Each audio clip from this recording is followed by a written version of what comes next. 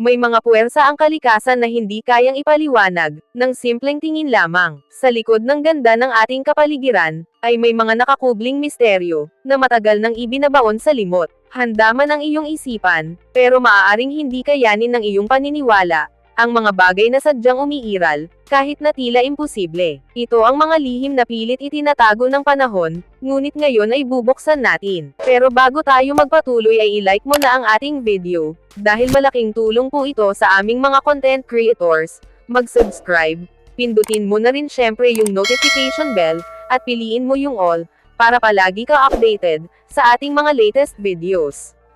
Number 10, Singhi de Bemaraha. Ang Singhi de Bemaraha National Park sa Madagascar, ay isa sa pinaka-natatangi at pinaka-mapanganib na likas na tanawin, sa buong mundo. Ang salitang Singhi ay nagmula sa lokal na wika, na ang ibig sabihin ay kung saan bawal tumapak ng nakapaa, at sapat na itong babala kung gaano katalas, at kaiba ang lugar na ito. Binubuo ang parke ng napakataas, at matutulis na limestone formations, na nabuo sa loob ng milyon-milyong taon, dahil sa patuloy na pag-ulan, at pagguho ng mga bato. Ang resulta ay parang kagubatan ng bato, mga tore, bangin at lagusan, na tila likha ng isang alien na mundo. Dahil sa matinding hirap ng paglalakbay dito, nanatiling halos hindi nagagalaw ang lugar sa mahabang panahon, kaya't noong 1990 ay kinilala ito ng UNESCO, bilang World Heritage Site, dahil sa pambihirang geological at ecological, na kahalagahan nito. Higit pa sa nakakatakot na anyo nito, ang Singhi de Bemaraha ay tahanan ng isang napakayamang ecosystem, na hindi matatagpuan saan man sa mundo. Sa gitna ng matutulis na bato at malalalim na crack, ay nabubuhay ang mga endemic species kagaya ng iba't ibang uri ng lemur, bihirang ibon, at mga halaman na natutong mabuhay, sa halos imposibleng kondisyon. Ang ilang halaman ay tumutubo mismo sa pagitan ng mga bato, patunay ng kakaibang kakayahan ng buhay, na umangkop at magpatuloy. Para sa mga siyentipiko, ang lugar na ito ay isang natural na laboratorio, at para sa mga adventurer, ay isa itong hamon sa lakas at tapang. Para sa mundo, ang Singhi de Bemaraha ay isang paalala na may mga lugar sa planeta, na nananatiling mas makapangyarihan, mas misteryoso at mas matalim, literal at symbolic, kaysa sa mga tao. Number 9, Perito Moreno Glacier. Ang Perito Moreno Glacier sa Patagonia, Argentina, ay isa sa pinakakahanga-hanga at pinakabihirang yelong anyong lupa, sa buong mundo. Matatagpuan ito sa loob ng Los Glaciares National Park, isang UNESCO World Heritage Site, at may habang humigit kumulang 30 kilometro, at kapal na maaaring umabot sa higit 70 metro, sa ibabaw ng tubig. Ang kakaiba sa Perito Moreno ay hindi lamang ang laki nito, kundi ang katotohanang isa ito sa iilang glacier sa planeta, na hindi patuloy na lumiit, sa kabila ng pandaigdigang pag-init. Sa halip ay nananatili itong halos balanse, kung saan patuloy na umuusad pasulong, habang may regular na pagguho ng yelo, sa isang prosesong tinatawag na calving. Kapag bumibigay ang malalaking bloke ng yelo, at bumagsak sa Lago Argentino, nagdudulot ito ng napakalakas na thunder, isang tunog na parang crash, na nagpapaalala sa lakas ng kalikasan. Higit pa sa pagiging tanawin, ang Perito Moreno Glacier ay isang buhay na simbolo, ng dynamic ng mundo, sa yelo at klima. Sa loob ng maraming taon, pansamantalang hinaharangan ng glacier ang isang bahagi ng lawa, dahilan upang tumaas ang antas ng tubig, hanggang sa tuluyang mabasag ang yelong harang, isang natural na palabas na inaabangan ng mga siyentipiko at turista, mula sa iba't ibang panig ng mundo. Ang malabughaw na kulay ng yelo, na bunga ng matinding compression at kawalan ng hangin sa loob nito, ay nagbibigay ng kakaibang liwanag, na tila kumikislap sa sikat ng araw. Para sa agham, ito ay isang mahalagang indicator ng kalagayan ng klima, pero para sa mga manlalakbay, isa itong karanasang hindi nalilimutan, at para naman sa sangkatauhan, ang Perito Moreno Glacier ay isang tahimik, ngunit makapangyarihang paalala ng balanse, at kahinaan ng ating planeta. Number 8, Viking Village. Ang Viking Village sa bansang China, ay isang tahimik ngunit makasaysayang pamayanan, na matatagpuan sa Fujian Province, rehiyong kilala sa kultura ng mga Hakka, at sa kanilang natatanging arkitektura, na pangkomunidad. Ang nayon ay napapalibutan ng kabundukan, palayan at mga ilog na nagbibigay buhay, sa isang pamumuhay na halos hindi nagbabago, sa loob ng daan-daang taon. Dito matatagpuan ang mga tradisyonal na earthen communal building, o mas kilala bilang tulo, malalaking estrukturang gawa sa lupa, kahoy at bato, na dinisenyo hindi lamang bilang tirahan,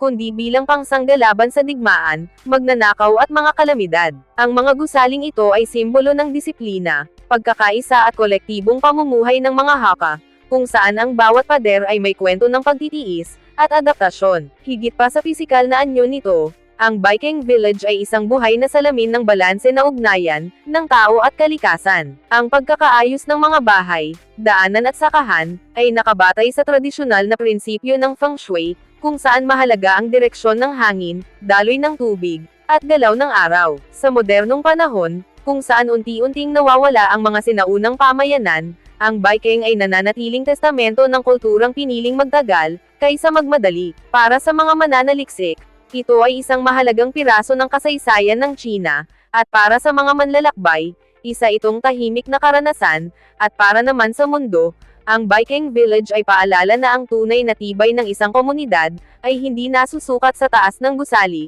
kundi sa lalim ng ugat nito, sa kultura at lupa. Number 7. Hale Akala National Park. Ang Hale Akala National Park sa estado ng Hawaii, United States, ay tahanan ng isa sa pinakakahangahangang tanawin sa Pasipiko, at ito ang Hale Akala Volcano, isang napakalaking shield volcano na may bunganga, na mahigit 11 kilometro ang lapad. Ang pangalang Hale Akala ay nangangahulugan, na bahay ng araw sa wikang Hawaiian, hango sa sinaunang alamat, kung saan kinadina ng demigod na si Maui ang araw, upang pahabain ang liwanag ng araw, para sa sangkatauhan. Matatagpuan ang tuktok nito, sa halos 3,055 metro above sea level, dahilan upang ang pagsikat ng araw dito, ay itinuturing na isa sa pinakamaganda sa mundo, isang tanawing tila ibang planeta, kung saan ang kulay kahel, pula at lila ay unti-unting bumabalot, sa malabuan na kaldera. Ngunit higit pa sa tanawin, ang Hale Akala National Park ay isang santuwaryo ng buhay,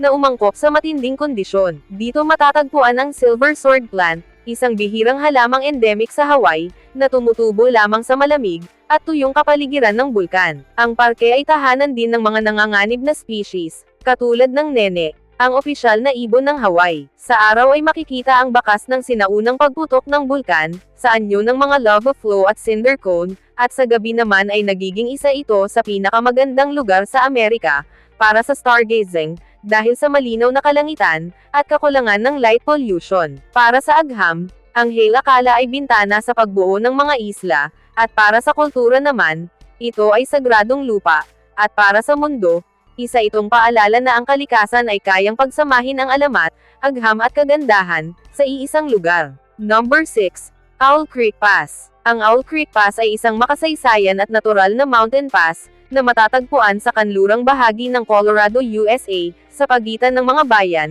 ng RA at Cimarron. Bahagi ito ng Uncompahgre National Forest, at nasa humigit kumulang 3,200 metro, o 10,114 feet ang taas, mula sa sea level. Kilala ang pass sa malalawak nitong tanawin, mga taluktok ng bundok, pine forest, alpine meadows at malalim na lambak, na nagbabago ang kulay, depende sa panahon. Sa tuwing tag-init at taglagas, ay nagiging paborito ito ng mga photographer at traveler, dahil sa malinaw na daan, at sa matingkad na dilaw ng mga aspen tree, sa tuwing fall season. Bagamat possible ang kalsada, para sa karamihan ng sasakyan sa summer, pero madalas itong sarado tuwing taglamig, dahil sa makapal na nyebe, at mapanganib na kondisyon. Bukod sa natural na ganda, ay mahalaga rin ang Owl Creek Pass, sa kasaysayan ng American West. Isa ito sa mga rutang ginamit ng mga early settler, explorers at Native American tribes, bago pa man na-develop, ang modernong mga highway. Mas nakilala ito sa modernong kultura, matapos magsilbing filmang location, ng klasikong pelikulang True Grit noong 1969, na lalong nagbigay rito ng iconic na imahe, ng Untamed West. Hanggang sa ngayon, ay nananatiling tahimik at halos hindi komersyal ang lugar, walang malalaking establisimento, at walang city noise. Kaya para sa marami, ang Owl Creek Pass ay hindi lang isang daan sa bundok, kundi isang paglalakbay pabalik sa mas simple, mas ligaw at mas tunay na mukha ng kalikasan, ng Colorado. Number 5. Baizang Waterfall. Ang Baizang Waterfall ay isa sa pinakakilalang natural landmark sa China, na matatagpuan sa Baizang Mountain Scenic Area, sa loob ng Zhejiang Province, sa silangang bahagi ng bansa. Kilala ito bilang isa sa pinakamataas na talon sa China, na may tinatayang taas na humigit kumulang 300 metro, kung saan ang tubig ay bumabagsak mula sa matarik na bangin, patungo sa isang malawak na lambak, sa ibabang bahagi. Dahil sa taas at lakas ng agos, ang tunog ng talon ay maririnig mula sa malayo, habang ang pino na water mist ay bumabalot sa paligid, na nagbibigay ng malamig, at preskong atmosphere. Napapaligiran ito ng makakapal na kagubatan, malalaking bato at matataas na bundok, na nagiging mas dramatic lalo na tuwing tag-ulan, at sa panahon ng tagsibol. Hindi lamang likas na ganda ang ipinagmamalaki ng Baizang Waterfall, kundi pati ang malalim nitong ugnayan sa kultura, at kasaysayan ng China. Ang lugar ay matagal nang iniuugnay sa mga Buddhist monk at mga iskolar, partikular sa Baizang Weihai, isang tanyag na Zen Buddhist master noong Tang Dynasty, kung saan nagmula ang pangalan ng bundok at talon. Dahil dito, ang paligid ng talon ay naging sentro ng espiritual na pagninilay at pilosopikal na pag-aaral, at hanggang sa ngayon ay may mga templong matatagpuan malapit sa nasabing lugar. Para sa maraming bisita, ang Baizang Waterfall ay hindi lamang isang destinasyong pangturista, kundi isang lugar ng katahimikan, kung saan nagtatagpo ang lakas ng kalikasan, at ang lalim ng sinaunang karunungan ng silangan. Sa modernong panahon, ang Baizang Waterfall ay isa sa mga pangunahing ecotourism destinations sa rehiyon, na may mga ligtas na trail, viewing platforms at maayos na pasilidad, para sa mga lokal at dayuhang turista. Sa bawat hakbang papalapit sa talon, unti-unting nararamdaman ang pagbabago ng hangin, ang pag-igting ng tunog ng tubig, at ang pakiramdam ng pagiging maliit sa harap ng isang napakalakas na puwersa ng kalikasan. Sa ganitong karanasan, ang Baizang Waterfall ay nananatiling isang malinaw na paalala kung gaano kalawak, kalakas at kahanga-hanga ang natural na mundo ng China. Number 4, Santorini. Ang Santorini ay isa sa pinakakilala at pinakabinibisitang isla ng bansang Greece, na matatagpuan sa Aegean Sea, humigit kumulang 200 kilometro, sa timog silangan ng mainland. Ang kakaibang hugis nito ay bunga ng isang napakalakas na volcanic eruption noong bandang 1600 BCE, na nagdulot ng pagguho ng gitna ng isla, at pagbuo ng isang malawak na caldera, isang mala-horseshoe na bangin, na diretsyong nakaharap sa dagat. Dito matatagpuan ang mga iconic na bayan katulad ng Oye, Fira at Imerovigli, kung saan ang mga puting gusali at asol na dome, ay tila nakadikit sa gilid ng bangin, na nagbibigay ng isa sa pinakakilalang tanawin, sa buong mundo. Sa ibaba ng mga bangin, makikita ang malalim na bughaw na dagat, na patuloy na nagpapaalala sa pinagmulan ng isla, bilang isang aktibong bulkan. Higit pa sa postcard perfect na itsura, ang Santorini ay may malalim na kasaysayan, at kulturang nihubog ng apoy at panahon. Isa ito sa mga sentro ng sinaunang Minoan civilization, na makikita sa archaeological site ng Akrotiri, isang lungsod na nabaon sa abo ng bulkan, na madalas ikumpara sa Pompeii ng Italy. Dahil sa volcanic soil nito, nakabuo ang isla ng natatanging wine culture, partikular ang Asertico grape, na tumutubo kahit sa tuyong klima, at malakas na hangin. Ang paraan ng pagtatanim dito ay paikot at mababa sa lupa, isang teknik na minana mula sa mga ninuno, upang maprotektahan ang mga ubas laban sa araw, at sa hangin ng Aegean. Sa kasalukuyan, ang Santorini ay isang world-class travel destination, na kilala sa mga paglubog ng araw, na tila pinipinta ang kalangitan ng kahel, rosas at ginto. Ngunit sa likod ng romantic na imahe nito, nananatili ang isang isla na tahimik na nakaupo sa gilid ng isang natutulog na bulkan, isang paalala na ang kagandahan nito, ay isinilang mula sa pagkawasak. Para sa mga bumibisita, ang Santorini ay hindi lamang lugar na pinupuntahan, kundi isang karanasang nag-iiwan ng pakiramdam, na ikaw ay saksi sa kung paano nagtatagpo ang kasaysayan, kalikasan, at kagandahan sa iisang tanawin. Number 3, Fenglin Buye. Ang Fenglin Buye Scenic Area, ay isang natatanging destinasyon sa Guizhou Province, China, na kilala sa malapanaginip na tanawin ng libo-libong karst peaks, na tila umuusbong mula sa kapatagan. Ang pangalang Fenglin ay nangangahulugang Forest of Peaks, at eksaktong iyon ang mararanasan ng sinumang bumisita, sa isang malawak na lambak na pinupuno ng matatarik, hugis kono na bundok na nababalutan, ng mga hamog tuwing umaga. Sa pagitan ng mga taluktok ay dumadaloy ang malinaw na ilog, palayan at maliliit na nayon, na nagbibigay ng tahimik ngunit napakalakas na visual contrast, sa mas kilalang karst landscapes ng China. Sa liwanag ng pagsikat o paglubog ng araw, ay nagiging mas dramatic ang tanawin, habang naglalaro ang anino at gintong kulay, sa bawat mga bundok. Hindi lamang kalikasan ang dahilan, Kung bakit espesyal ang Fenglin Buyei, kundi ito rin ay tahanan ng Buyei ethnic minority, isa sa mga katutubong grupo ng China, na may mayamang kultura at tradisyon. Ang kanilang mga nayon ay makikita sa paanan ng mga bundok, kung saan nananatili ang tradisyonal na arkitektura, pananamit, musika at pamumuhay na halos hindi nagbago, sa loob ng maraming henerasyon. Ang relasyon ng Buyei people sa kanilang kapaligiran, ay makikita sa paraan ng kanilang pagsasaka, pag-aalaga ng lupa at paggalang sa kalikasan, isang pamumuhay na nakasabay sa ritmo ng bundok, at mga ilog. Para sa mga bisita, ang karanasang ito ay nagbibigay ng mas malalim na konteksto, kung saan hindi lang tanawin ang pinagmamasdan, kundi isang buhay na kultura. Sa modernong panahon, ang Fenglin Buyei Scenic Area ay unti-unting umuusbong bilang isang ecotourism destination, na may mga viewing deck, river cruises at hiking trails, na dinisenyo upang mapanatili ang natural, at kultural na integridad ng lugar. Sa bawat hakbang, dama ang katahimikan, walang matinding ingay ng lungsod, walang sobrang commercialization, kundi tanging simoy ng hangin lang, tubig at mga bundok. Sa ganitong paraan, ang Fenglin Buyei ay hindi lamang isang lugar, na pinupuntahan para kumuha ng litrato, kundi isang paalala kung gaano kaganda ang mundo, kapag ang tao at kalikasan, ay namumuhay sa iisang balanse. Number 2. Cliffs of Moher. Ang Cliffs of Moher ay isa sa pinakakilalang natural na tanawin ng Ireland, na matatagpuan sa County Clare sa kanlurang baybayin ng bansa,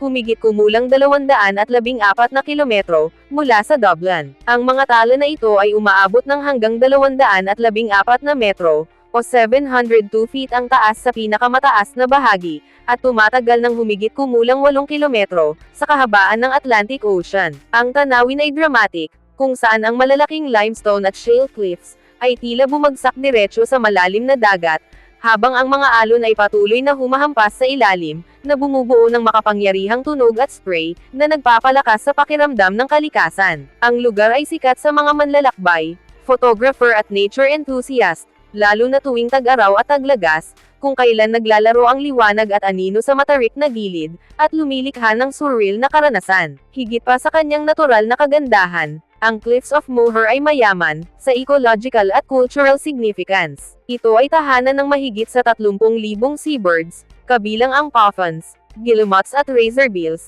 na naglalakbay rito, tuwing breeding season. Bukod sa wildlife, ay may matagal ng kasaysayan ang lugar sa kultura ng Ireland, kung saan ginagamit ito bilang inspirasyon sa lokal na folklore, sining at musika, at lumabas sa iba't ibang pelikula at dokumentaryo, bilang simbolo ng kahangahangang kagandahan, ng Irish coastline. Ang visitor center sa site ay nag-aalok ng edukasyonal na eksibisyon, patungkol sa geology, wildlife at kasaysayan ng cliffs, kaya nagiging mas malalim ang karanasan ng mga bumibisita, kaysa sa simpleng tanawin lang. Sa modernong turismo, nananatili ang Cliffs of Moher bilang isang iconic destination, na may mga well-maintained walking trail, viewing platforms at safety measures, upang maranasan ng mga bisita, ang drama ng cliffs ng ligtas. Sa bawat paglapit sa gilid, ramdam ang lakas ng hangin, ang dagat sa ilalim, at ang pakiramdam ng pagiging maliit sa harap, ng walang hangganang kalikasan. Para sa sinumang bumibisita, ang Cliffs of Moher ay hindi lamang tanawin,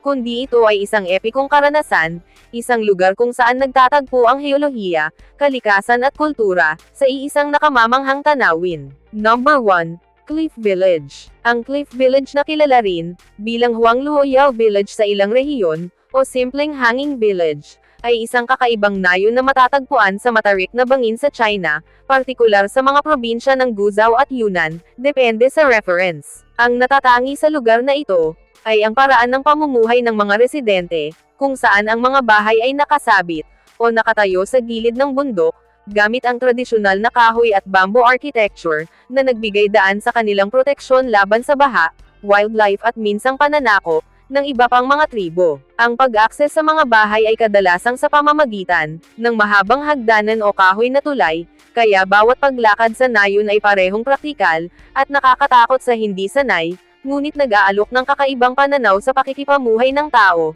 sa matinding topography. Sa bawat sulok ng Cliff Village, ramdam ang tibay at likas na sining ng arkitektura, na tila nakikipag-usap sa kalikasan, sa bawat tabla at poste. Hindi lamang ang kanyang kakaibang lokasyon ang nagpapa-special sa Cliff Village, kundi ito rin ay tahanan ng indigenous ethnic minorities, kabilang ang mga Buyei at Mio community, na may mayamang kultura at tradisyon. Dito ay nananatili ang sinaunang paraan ng pamumuhay, mula sa pananamit at sayaw, hanggang sa pagsasaka sa terrace fields, sa gilid ng mga bundok. Ang village ay hindi basta-basta destinasyon para sa turista, kundi ito ay vibrant cultural hub, kung saan makikita ang bawat aspeto ng pamumuhay ng tribo, ang pakikipagkapwa, paggalang sa kalikasan at pagpreserbo ng kultura, sa kabila ng modernisasyon. Para sa mga bumibisita, ang Cliff Village ay nagbibigay ng pambihirang kombinasyon ng adventure, edukasyon, at kultural na immersion. Sa modernong panahon, unti-unting naitatag ang mga ecotourism initiatives, na may maingat na pagpaplano ng mga viewing platforms at trail, upang mapanatili ang kaligtasan, at integridad ng nayon. Sa bawat mga hakbang, damang-dama ang lakas ng hangin, ang lawak ng tanawin ng mga bundok sa paligid, at ang pakiramdam ng pagiging maliit, sa harap ng matinding likas na tanawin, at matibay na tradisyon ng tao. Sa ganitong paraan, ang Cliff Village ay hindi lamang destinasyon, kundi ito ay isang buhay na halimbawa, kung paano nananatiling buo ang kultura at pamumuhay ng tao, sa harap ng hamon ng kalikasan. Bago tayo magtapos ay i-like mo na ang ating video, dahil malaking tulong po ito sa aming mga content creators. Mag-subscribe, pindutin mo na rin syempre yung notification bell, at piliin mo yung all, para palagi ka updated, sa ating mga latest videos. Ang kalikasan ay hindi kailanman nauubusan ng paraan, para ipaalala sa atin, kung gaano tayo kaliit. Ang mga nakita natin ngayon, ay kapiraso pa lamang ng mga lihim na itinatago, ng ating mundo. Kaya manatiling mapagmasid, dahil minsan, ang hindi ka panipaniwala, ay siya palang nag-iisang katotohanan. See you on our next videos.